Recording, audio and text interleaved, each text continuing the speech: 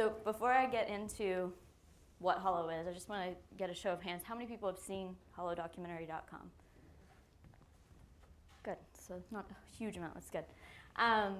So a little background on the project, and the way I'm going to do this is for the first 15 or so minutes, we're just going to go through the website together, sort of like a interactive film screening. I'm going to ask you guys to provide me some data throughout.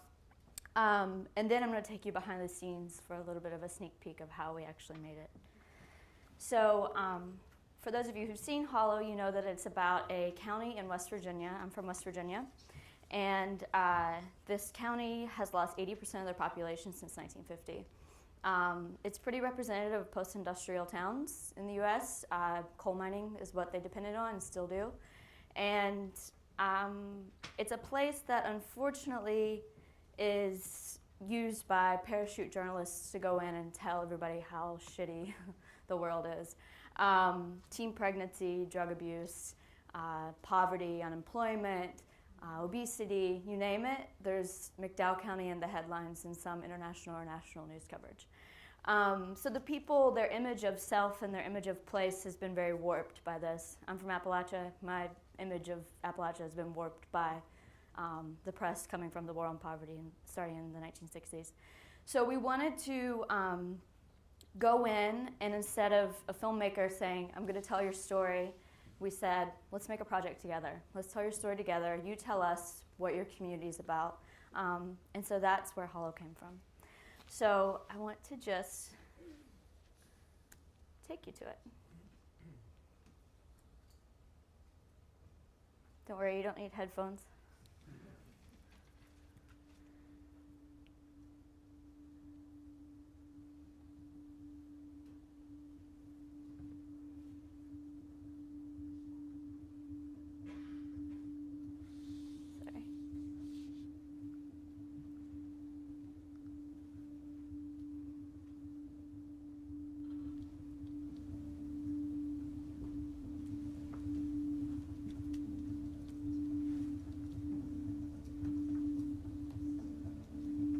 So the first chapter is what we call the historical sequence. And I felt this was important as a storyteller to provide context.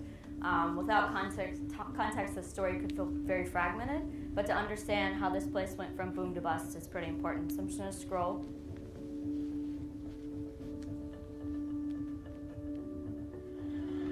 So it's user activated. You have to scroll or nothing happens. Hands off, nothing happens. So we're trying to create a very active user.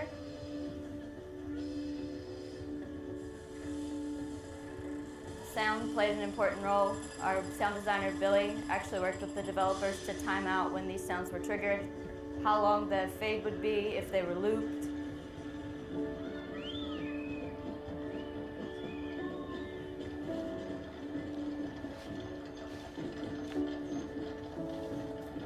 The longest running Veterans Parade is in Welch. Population peaks in the 1950s at 100,000. If you've seen October Sky, Homer Hickam is from McDowell County. First food stamps in America were handed out in McDowell County to a family, I think of nearly 12. I didn't feel that I was going to get complete opportunity to run for office as a fellow American in this state. I would not run for it if in any way I didn't feel that I could do the job. Produced over 300 victories and 8 state championships. Flooding is an issue. Many reasons for this, but strip mining is a big industry there.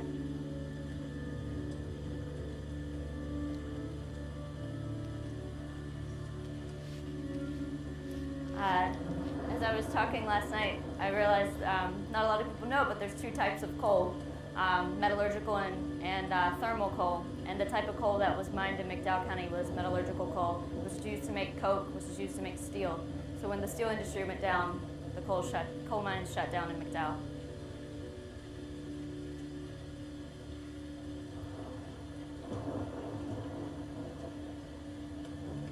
The largest bank scandals. They still can't find this money.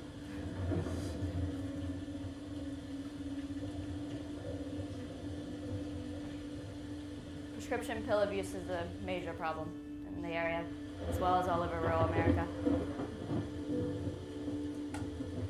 These were the floods that finally wiped out the last bit of people. You see a pretty large population decline from this point forward. And these are the people that have stayed.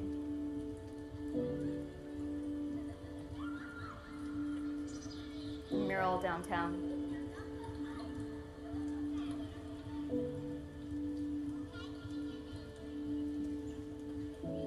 There's 6 chapters. By the way, it's Holler where I'm from, it's not Hollow. It's a valley between 2 mountains. It's pronounced Holler. For those of you who can't read that, it says the story of McDowell County, West Virginia is the story of America, boom and bust economies of small towns facing changes beyond their control, and of challenges and triumphs of every size. Explore this corner of America through the stories of over 30 residents who live here today. So I started off by saying, rather than us going in and saying, let us tell your story, why don't you be a part of that and help us create the stories? So I trained over 20 people to shoot their own content, and it's throughout the site. You can trigger that with the stars, but you can also go to the community blog, which I'm going to show here in a minute.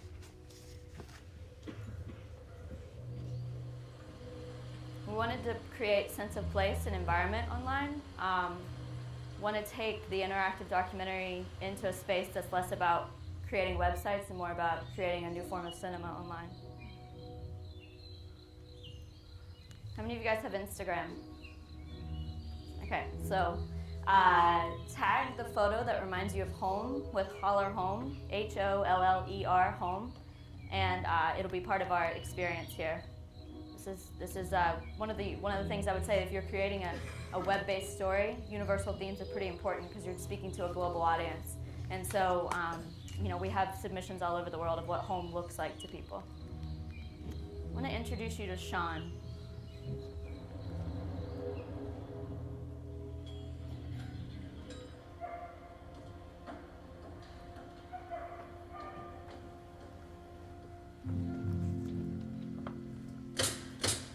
We moved here from another state, and we're definitely off track on our original intentions. But moving here from, I would say, almost any other state's almost like moving to another world. And for myself, it's not that hard. For my wife, it's extremely hard. We come across the building and we thought it would be a good idea to get it, to restore it, to make North Fork look a little better. I'd like to help rebuild North Fork, make it more clean, have it to where more people would enjoy coming through here instead of coming through here and saying, ew, that's dirty. Some people want to change and some people don't care. I was brought up to want to do good. When I was riding down the road and I said, Dad, look at that house over there. And the guy's got a brand new truck and a beautiful house. My dad would say, yep, you work hard, you can have that one day too. That's not the case around here. The case around here is, yep, you can have just what I got, man. I get you signed up on a check now. You ain't even out of school yet. 'Cause I see that. Generation after generation after generation, things have progressively gotten worse. You look back to the food stamp. Started in this county. Look where we're at now. Just grew like a snowball running down the hill. And it's out of control, and now nobody knows how to stop it.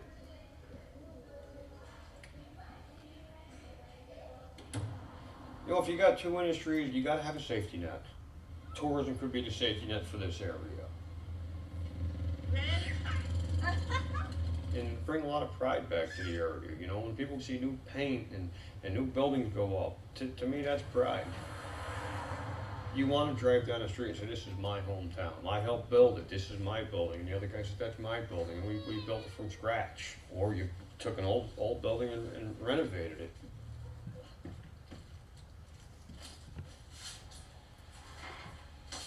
We're one of the most poverty-stricken counties in the nation. And if we can get the private sector to pull together, some outside money to pull together, the county could be like a poster child for the rest of the nation. Dada's home.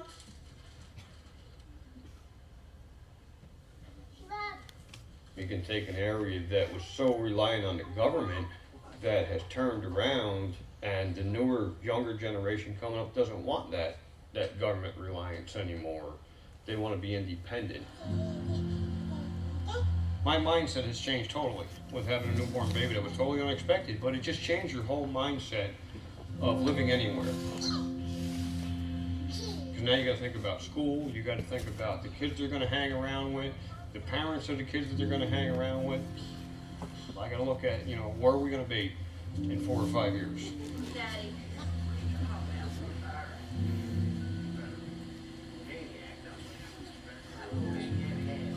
Hopefully it gives some incentive to our local governments that can maybe preach there's hope. There is hope for the area. If nothing gets better here by the time she gets ready to go to school, if nothing's changed for the better, I would probably move. I probably wouldn't stay here. I wouldn't want her to go to the schools around here with the way the communities are right now. So Sean was one of the videographers. We had, most of the videographers were pretty young, but we had a couple, he's in his 40s, we had a couple in their 60s, and he went out and 67% of the sewage still goes into the streams and creeks in McDowell. He shot that, which is a huge infrastructure issue. He shot the abandoned houses. And so he had this really long card that he gave me of like everything he had shot, and all of it was pretty depressing stuff. It's all in the film in different points, but this is the piece that he shot at the end of the day of shooting all this stuff, and I just feel like it's an important piece if you're talking about participatory storytelling, of sort of the power the camera has when you give it to someone to express themselves in a way, in sort of a therapeutic way. So this is what, I don't think Sean ever thought this would make it part of the project, but this is my favorite piece he shot. One of the reasons I'm trying to get so involved is right here. We've got a brand new baby girl. We call her Half Pint. Her real name is Jessica Elizabeth. And she don't talk, but we can make her make some faces. What you doing, Half Pint? Huh? What you doing? Yeah, it's definitely one of the main reasons. Try to get involved in and improve our communities is for this little girl right here. And not just her, of course, for all of the little ones coming up. And they need a future around here. So, how many of you guys are documentary filmmakers? Or work in the documentary? So the process is really messy. As much as we like to edit it into having a beginning, middle, and end, there's never a clean ending on most stories. And so one thing you can do with interactive media is provide an ongoing story and ongoing dialogue. So at the top of Hollow, at any point, you can access this community updates page. And this is where the community has access to update their story. This is what Half Pint looks like now. Wow. She's huge. And this is actually from July, so I'm sure she's bigger than that. But I just want to play a snippet of what Sean's doing now. If nobody's to support you in starting a new business there, and you just can't afford to do business there. I mean, people steal stuff from you. The police just kind of say they don't have the time to deal with it. Over 2 or 3 years, you get, your $50,000, $60,000 in the hole for stuff getting stolen. They act like it's no big deal. It's always, somebody else's problem. Nobody wants to assume responsibility for what's going on there. We don't have anything sold. We're just leaving it behind, and hopefully somebody buys it. But countless hours worked. 50 to 80 hours a week for the last 2 years. Money over $200,000.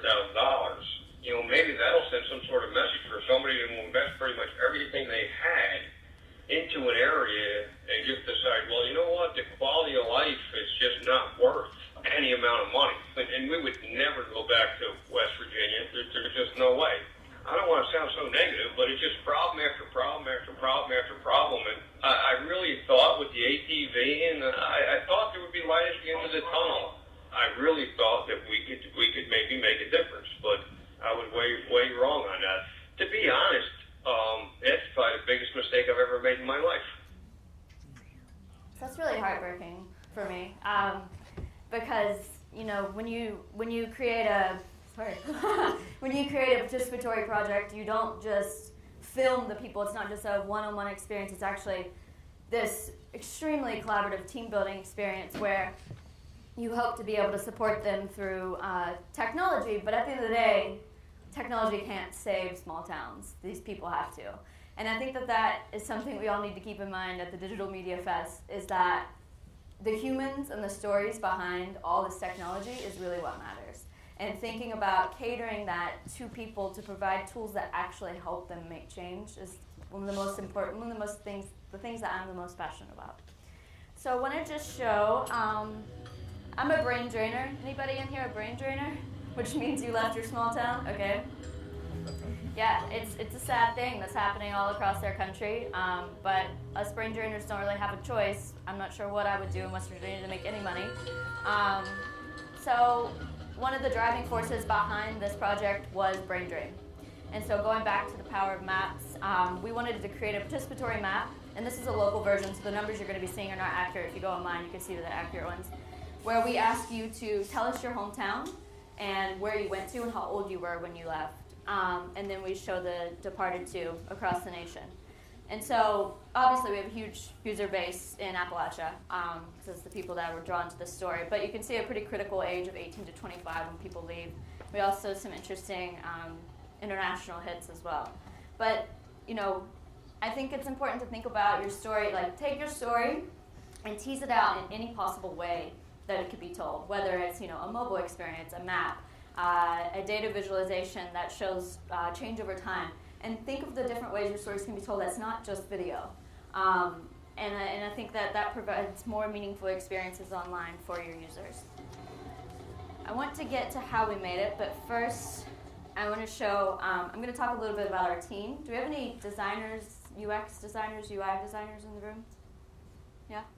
So I love you guys. You guys are great. UX and UI and graphic design, I mean, design in general has just always been something that I've never been able to do myself. I've always hired out and really appreciate it. But I want to show this one piece because I think it's a great example of how the designer is very much part of the storytelling process, as Jeff Soik was. So Jeff was given by me, and I dumped on him all this archival stuff. And I was like, well, you know, let's build the coal camps. Let's like recreate, you know, when the immigrants came over and what that was like. And so, you know, Jeff's working with all this material I'm giving him. You know, where Billy's creating the score. We're all working together. But then Jeff starts like blowing my mind with some elements when I'm getting ready to show. Where I collected these old photos of this couple. And somehow Jeff was able to see that, which I would have never seen. And then additionally,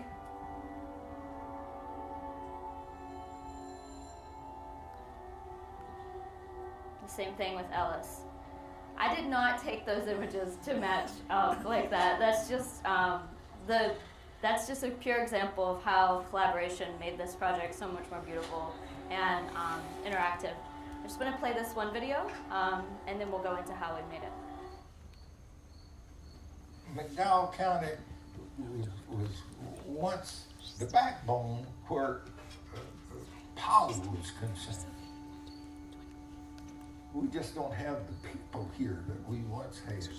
And to get people back, we're going to have different industries to employ the people.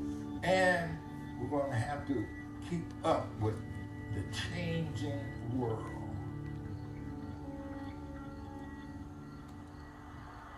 We have a brain drain here. All the kids that we send off to colleges, they don't come back here. They have to go other places.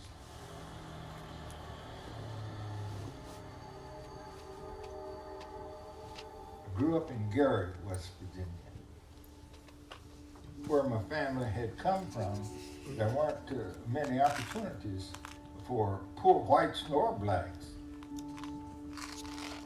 There were mostly sharecroppers. In fact, that's what my family did before moving to the coal mining area. I went to school in 1940. In 1943, I had just about completed.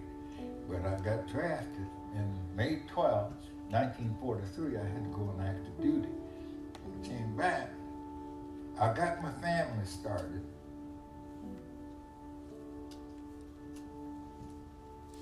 And when I finished West Virginia University, my advisor told me not to stop here because he could see that eventually the coal would give out, or the coal business would change.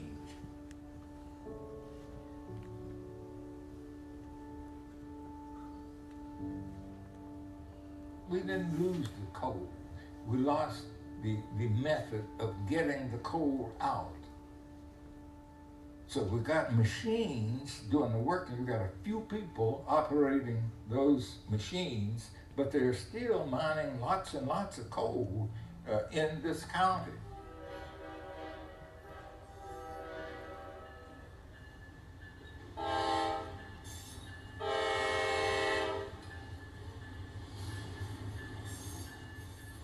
When mining states were getting coal to furnish the power that we needed to fight wars and all of that sort of thing, we should have been diversifying. When the government makes big money off of a place, like they once did off of McDowell County in West Virginia, they should put more into it. We deserve that in McDowell County. We've paid our dues here. And then just to follow that, a great example, I think, of using data to help tell how the coal industry has changed so much. Sorry. It's a 4.5-hour experience if you watch everything, so that's why I'm going so quickly. Using data to quickly, just give people a sense of how the coal production, total employed miners, and fatalities have changed from 1900 to 2011. So I could go on and on about that, but I'm not. Let's go to...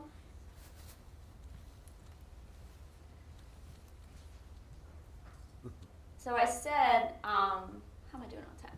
You're great. Good? 15 minutes. Oh, sweet. Are anybody in the room, are you guys thinking of creating interactive stories? So just one person volunteer, like, why do you think your story should be told in this interactive way? Like, what good can come from it? Short answer. Yeah.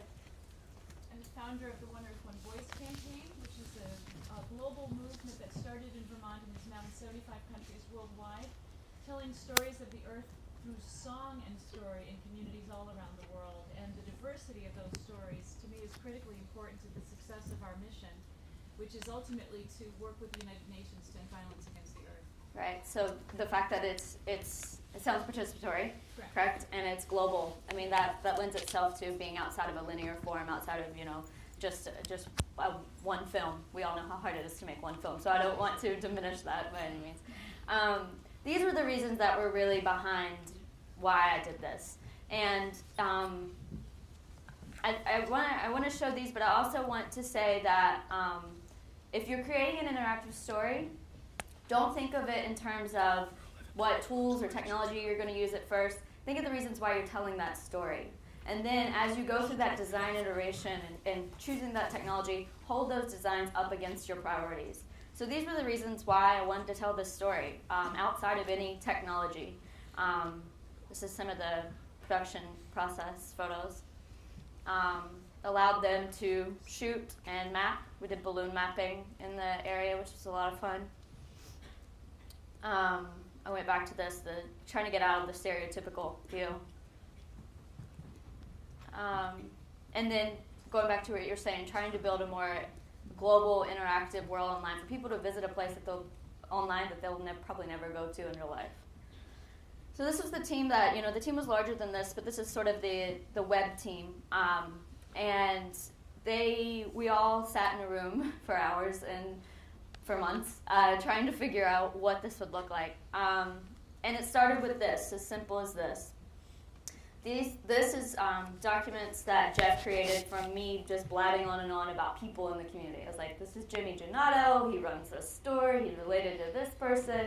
The filmmaker knows every story behind everything which you're digging. And so it's important to transfer that information. And one of the first concepts we came up with was, what if we make this a day in the life of a small town? Shooting each of these short films around the day in the life. So what if we actually make the interface based on what time you're visiting in Vermont. You're going to the site at 11:30 a.m. We're going to drop you in at 11:30 a.m. in McDowell County and let you see what life's like that, presuming from that time of the day. Well, not much happens after like 5 o'clock in a small town, West Virginia. So that didn't really work. But thinking about your content, the first step, I think, is thinking about your content in a number of different ways.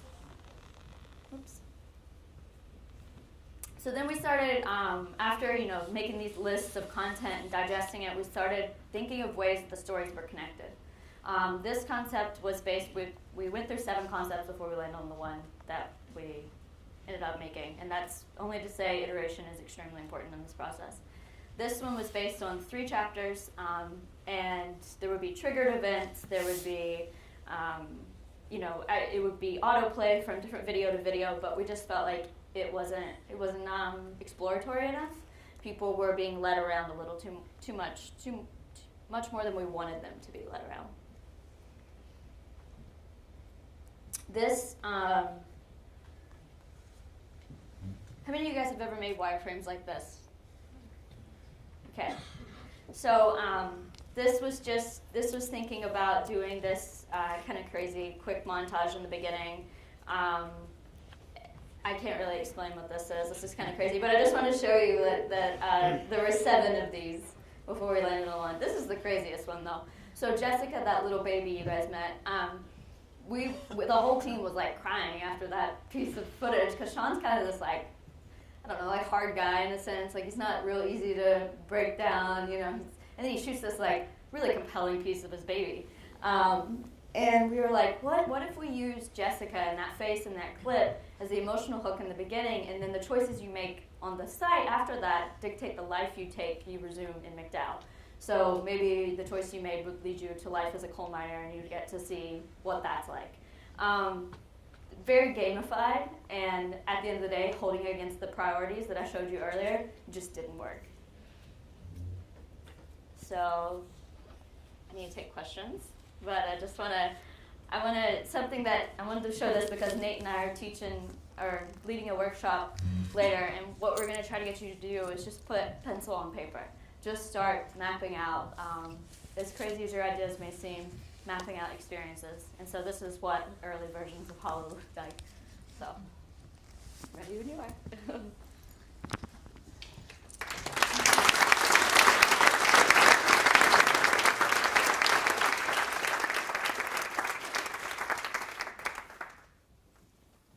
Any questions? Hands up.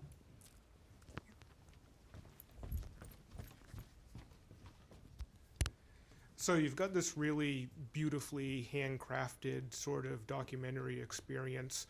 Can you talk for a minute about some of the thinking that went into how do you start to integrate the ongoing content, the things that are coming in from the cameras that you left behind into that very set sort of interface? Yeah, so we launched on June 20th, 2013, so I'm at the point now where I can be completely honest with you guys and tell you that part was a huge failure. And the reason it was a huge failure was the community is not updating this WordPress tool because of lack of time testing and implementation. So the idea came from the residents. We held 3 workshops every single month I was there.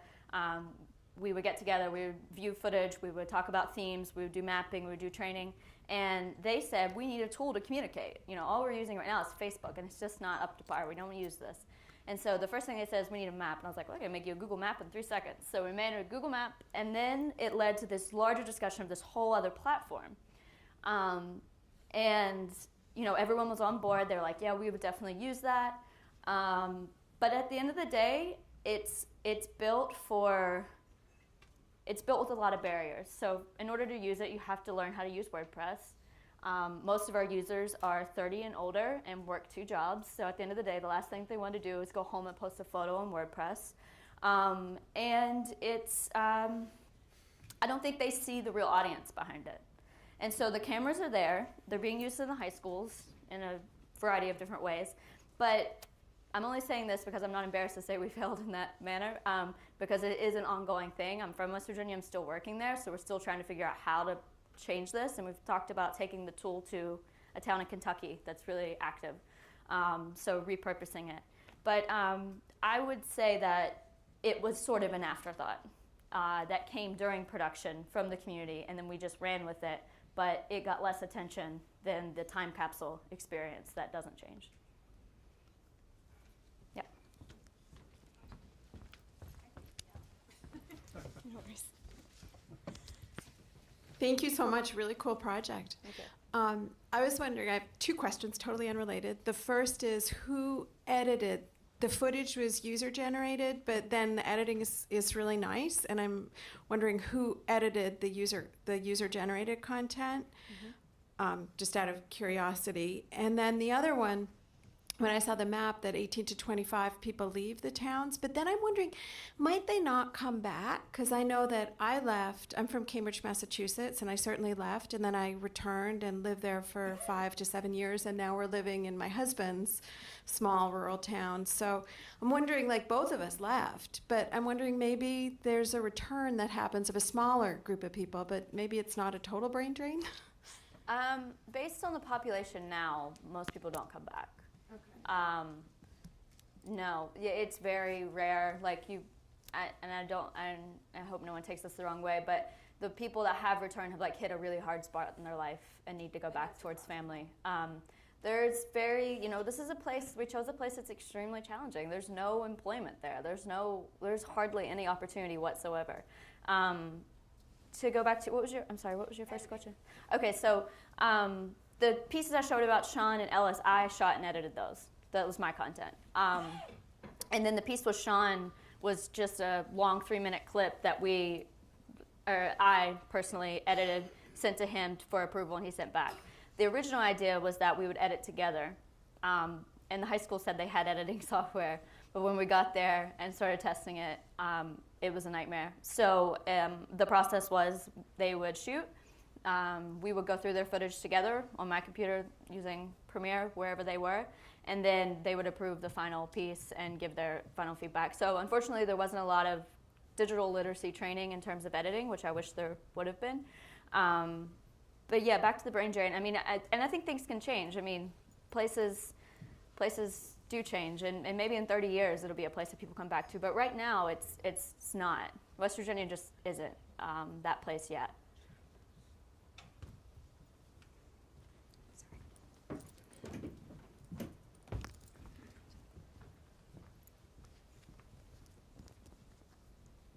I also thank you for a beautiful presentation.